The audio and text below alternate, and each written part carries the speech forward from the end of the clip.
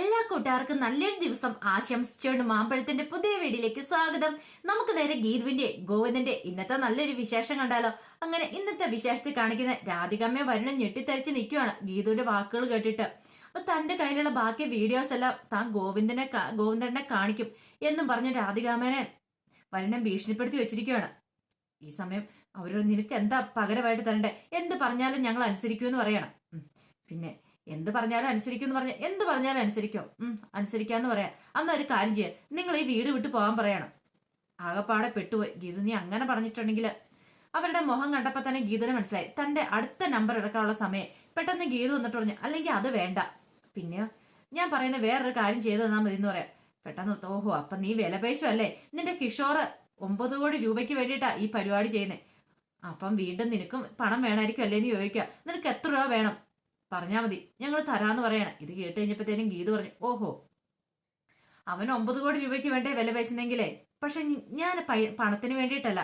കാരണം എന്താണെന്നറിയാവോ, നിങ്ങൾ അവന് 9 കോടി കൊടുക്കുന്നുണ്ടെങ്കിൽ അത് ഗോവിന്ദന്റെ അക്കൗണ്ടിൽ നിന്ന്, ഗോവിന്ദൻ അധ്വാനിച്ചുണ്ടാക്കിയ പണത്തിൽ നിന്നല്ല എടുത്തു കൊടുക്കുന്നത്. അപ്പൊ അതുപോലെ തന്നെ എനിക്കും പണം തരാൻ നിങ്ങൾ പറഞ്ഞിട്ടുണ്ടെങ്കിൽ അത് കണ്ണേട്ടന്റെ അക്കൗണ്ടിൽ നിന്ന് തന്നെയല്ലേ.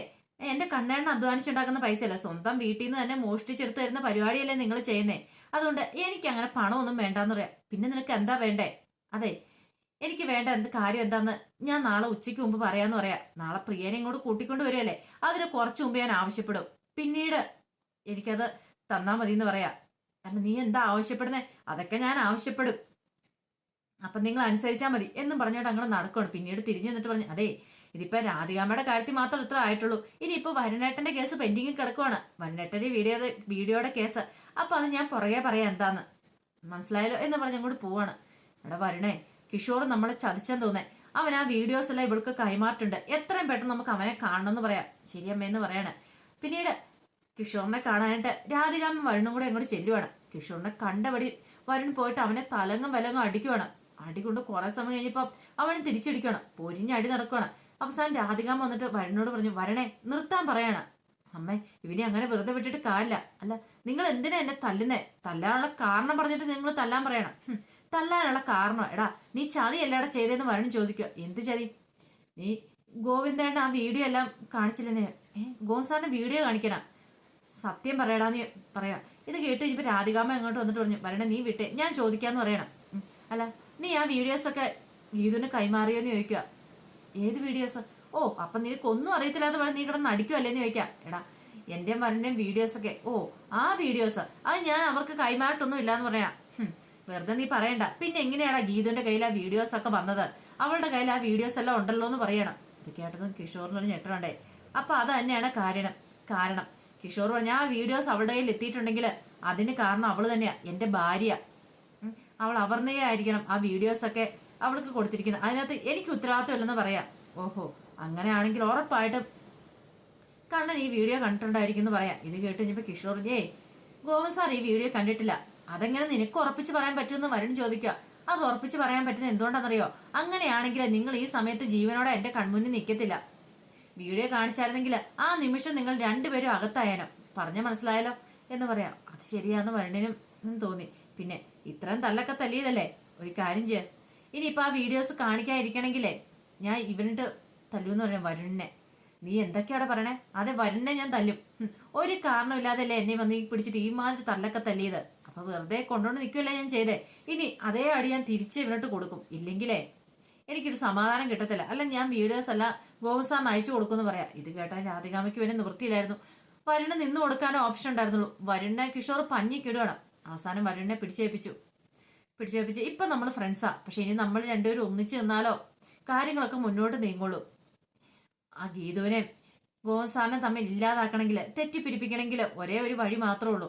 അതുകൊണ്ടാണ് ഞാൻ പറഞ്ഞത് നമ്മൾ ഒന്നിച്ചിരിക്കണം. നമ്മൾ ഇനിയിപ്പോ ശത്രുക്കളല്ല, മിത്രങ്ങളാണ്, അറിയാലോ. പിന്നെ ഞാൻ പറഞ്ഞ പൈസ അതെനിക്ക് എത്രയും പെട്ടെന്ന് തന്നെ കിട്ടിയിരിക്കണം, അല്ലെങ്കിൽ അറിയാലോ ഞാൻ എന്താ ചെയ്യാൻ പോന്നേന്ന്. അങ്ങനെ രാധികയോടും വരുണിനോടും ഭീഷണിയൊക്കെ നടത്തിയിട്ട് കിഷോർ പോവാണ്. പിന്നീട് കാണിക്കുന്ന അയ്യപ്പേട്ടൻ ഗണപതി ഭഗവാന്റെ മുന്നിൽ പ്രാർത്ഥിച്ചുകൊണ്ടിരിക്കുന്ന സമയത്താണ് ഗോവിന്ദ് അങ്ങോട്ട് വരുന്നത്. ഗോവിന്ദനെ കണ്ടതും പറഞ്ഞു, അല്ല ഇന്നലെ കാര്യങ്ങളൊക്കെ തുറന്നു പറഞ്ഞോ കുഞ്ഞേന്ന് ചോദിക്കുക. എന്ത് കാര്യങ്ങള്? എന്ത് കാര്യങ്ങളാന്ന് നീ പ്രത്യേകിച്ച് പറയേണ്ട ആവശ്യമുണ്ടോ? അതെ ഗീതക്കുഞ്ഞിനോട് ഇഷ്ടം തുറന്നു പറഞ്ഞോന്ന്. അതെങ്ങനെയാ ഗോവിന്ദേട്ട പെട്ടെന്ന് വന്ന് തുറന്നു പറയാൻ പറ്റുന്ന കാര്യമാണോ? അതിനൊക്കെ സമയവും കാലം ഇല്ലേന്ന് ചോദിക്കുക. ഇനി എന്നാ കുഞ്ഞെ സമയവും കാലം ഉണ്ടാകുന്നേ? അതല്ല അയ്യപ്പേട്ട, എനിക്കെന്തോ ചെന്നിട്ട് പറയാൻ അങ്ങോട്ട് പറ്റുന്നില്ല എന്നാണ്. പറയാൻ പറ്റുന്നില്ല, അതെന്താ അങ്ങനെ? ഓ, ഈ കുഞ്ഞിന്റെ ഒന്നും കാര്യം ഇതൊക്കെ ഒരു പുഷ്പം പോലെ ചെന്ന് പറയേണ്ട കാര്യങ്ങളല്ലേ? ഇനി ഇതിന് മാത്രം ഒരു ബിൽഡപ്പ് ഇടേണ്ട ആവശ്യമുണ്ടോ? ഒരു പൂ വെറുക്കുന്ന ലാഘവത്തോടെ ചെയ്യുന്ന പറയേണ്ട കാര്യങ്ങളാ ഇതൊക്കെ. അതിനെന്തിനാ കുഞ്ഞെ ഇത്രമാത്രം നീ വേവലാതിപ്പെടുന്നതെന്ന് ചോദിക്കുക. എന്റെ അയ്യപ്പേട്ടൻ ഇതൊക്കെ പറയാ. എന്റെ അവസ്ഥ എനിക്ക് അറിയത്തുള്ളൂ. അവളുടെ കണ്ണുകളിലേക്ക് എനിക്ക് നോക്കാൻ പറ്റില്ല. അതെന്താ? ഗീതു കുഞ്ഞിന്റെ കണ്ണിനെന്തും പ്രത്യേകത ഉണ്ടോ? എന്റെ പൊന്നയ്യപ്പേട്ട, അവളുടെ കണ്ണിലേക്ക് നോക്കുമ്പോൾ രണ്ട് കുന്തം എന്നെ വന്ന് കുത്തിക്കൊല്ലാൻ വരുന്ന പോലെ എനിക്ക് ഫീൽ ചെയ്യുന്നു പറയാം. അതെന്താ അങ്ങനെ? എനിക്ക് എന്താണെന്ന് അറിയത്തില്ല. അവളുടെ കണ്ണുകളൊരു പ്രത്യേക ടൈപ്പ് കണ്ണുകൾ എൻ്റെ അയ്യപ്പേട്ട, എനിക്ക് പറ്റണില്ല എന്ന് പറയാം. ഇത് കേട്ട് കഴിഞ്ഞപ്പോൾ അയ്യപ്പേട്ട പറഞ്ഞു, എൻ്റെ കുഞ്ഞെ അങ്ങനെയുള്ള കണ്ണുകൾ പ്രശ്നമാണ്. പക്ഷെ ഒരു കാര്യം ചെയ്യാം, ആ കണ്ണുകൾ നോക്കി പറയണ്ട, കുഞ്ഞിനെ നിലത്ത് നോക്കി പറയാലോ. വേറെ എങ്ങോട്ടെങ്കിലും നോക്കി പറഞ്ഞാൽ എന്താ കുഴപ്പം? അതൊക്കെ അയ്യപ്പേട്ടൻ പറയും. പക്ഷെ അത്ര ഈസി ആയിട്ടുള്ള കാര്യമൊന്നും അല്ലത്. പക്ഷെ കുഞ്ഞ് തല്ലാൻ വരുന്നവരെ എത്ര പേരെ 10 പേരെ ഒരുമിച്ച് നേരിടുന്ന ആളല്ലേ. പക്ഷെ പറഞ്ഞിട്ട് കാര്യമില്ല, മനോധൈര്യമില്ല, അതാ പ്രശ്നം. പക്ഷെ ഈ അയ്യപ്പൻ അങ്ങനെയല്ല. അയ്യപ്പൻ നല്ല മനോധൈര്യമുണ്ട്. ആളുടെ മുഖത്ത് നോക്കി എന്ത് കാര്യങ്ങളും വെട്ടി തുറന്ന് പറയും. അപ്പൊ അവിടെ ഈ മറ്റേ കുന്തമനൊന്നും ഒരു പ്രശ്നമില്ല. ഗീത കുഞ്ഞിന്റെ കണ്ണിൽ തന്നെ നോക്കി ഞാൻ വിളിച്ചു പറയൂന്ന് പറയാം. എന്നാ ശരി, അയ്യപ്പേട്ടൻ ചെന്ന് പറയാണ്.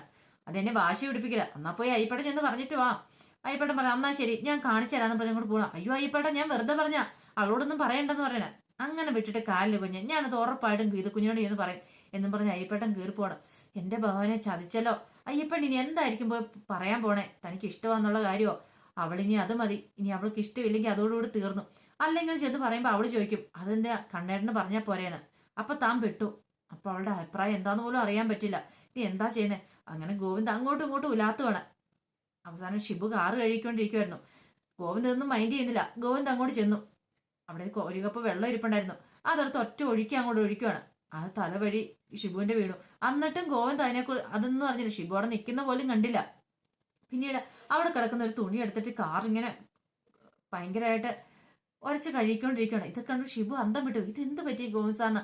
ആകെപ്പാടെ ഒരു ചേഞ്ച് ആണോ? അങ്ങോട്ടും ഇങ്ങോട്ടും കുറേ സമയം നടക്കും, പിന്നെ ഇത് തന്നെ. പിന്നെ വെള്ളം കോരി ഒഴിക്കുന്നു, ഓസ് ചീറ്റിക്കുന്നു, ഭയങ്കര പ്രകടനമാണ് കാണിച്ചു വെക്കുന്നത്.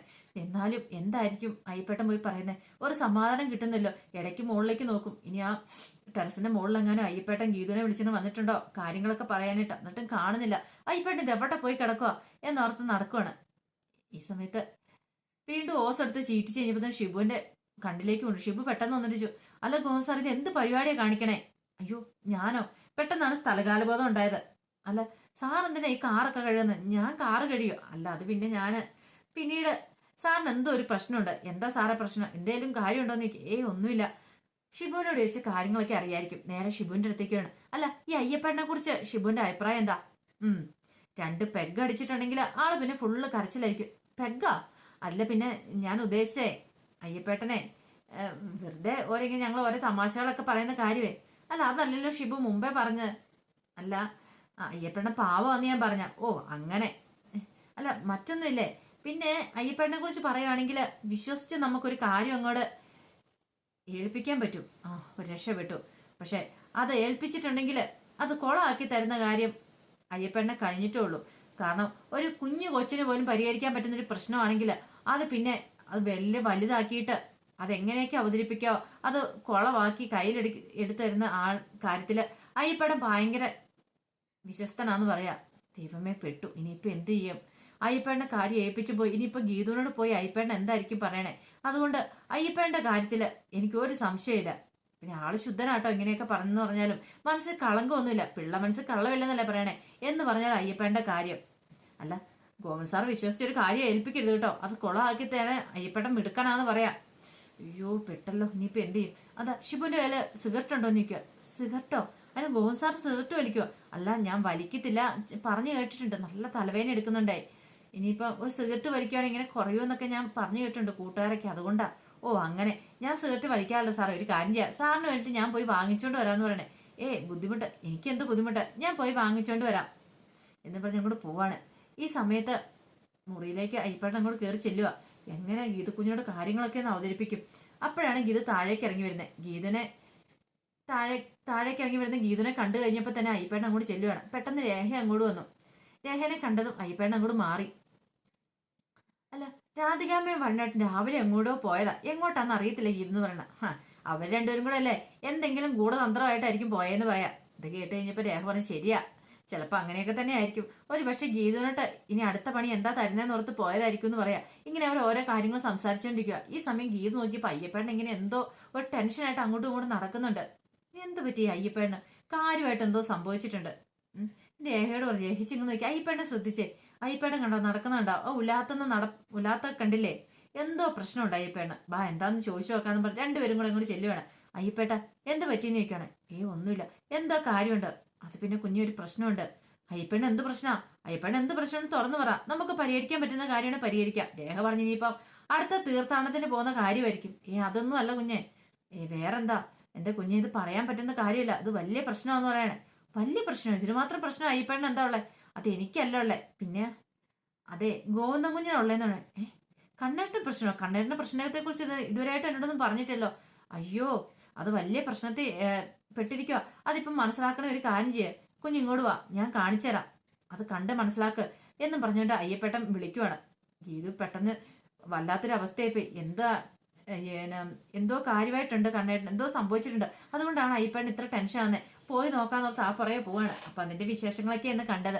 ഇതിന്റെ ബാക്കി വിശേഷങ്ങളുമായിട്ട് വൈകുന്നേരത്തെ പ്രൊമോയി വരാട്ടോ.